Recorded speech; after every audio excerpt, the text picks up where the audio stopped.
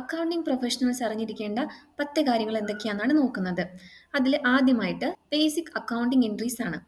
നമുക്കറിയാം ഒരു ബിസിനസ്സിൽ നടക്കുന്ന ആക്ടിവിറ്റീസ് എന്ന് പറയുന്നത് പർച്ചേസ് ചെയ്യുക, അതേപോലെ സെയിൽ ചെയ്യുക, അതിൻ്റെ എക്സ്പെൻസ് ബുക്ക് ചെയ്യുക, അതേപോലെ ബാങ്കിൽ വരുന്ന ട്രാൻസാക്ഷൻസ് കാറ്റഗറൈസ് ചെയ്യുക എന്നുള്ളതാണ്.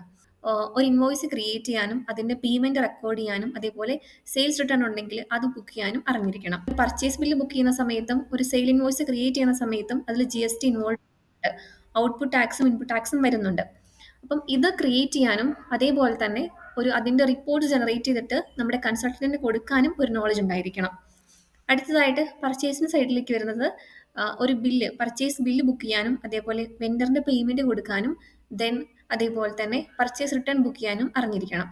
എപ്പോഴും തന്നെ ബാങ്കിന്റെ ബാലൻസും അതേപോലെ നമ്മുടെ പാസ്ബുക്കിന്റെ ബാലൻസും തമ്മിൽ മാച്ച് ആയിക്കണം എന്നില്ല. ആ സമയത്താണ് നമ്മൾ ഈ ബാങ്ക് റീകൺസിലേഷൻ പ്രിപ്പയർ ചെയ്യേണ്ട ഒരു ആവശ്യകത വരുന്നത്.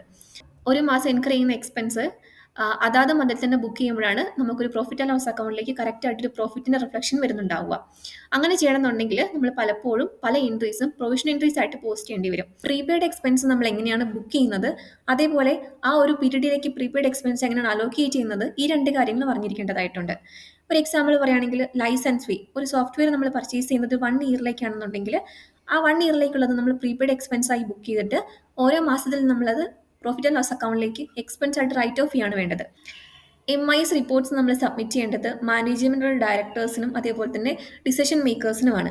അവർക്ക് അതിനെ ബേസ് ചെയ്ത് വേണം ആ ഒരു മന്തിലെ അല്ലെങ്കിൽ ആ ഒരു ഇയറിലേക്കുള്ള ഡിസിഷൻസ് എടുക്കാനായിട്ട്. ഇതിൽ വരുന്ന മെയിൻ റിപ്പോർട്ട്സ് ആണ് ബിസിനസ് പെർഫോമൻസ് റിപ്പോർട്ട്സ് ആയിട്ടുള്ള balance sheet, profit and loss account, cash flow statement തുടങ്ങിയ റിപ്പോർട്ട്സ്. നമുക്കറിയാം വരുന്നത് ഇന്നത്തെ കാര്യത്ത്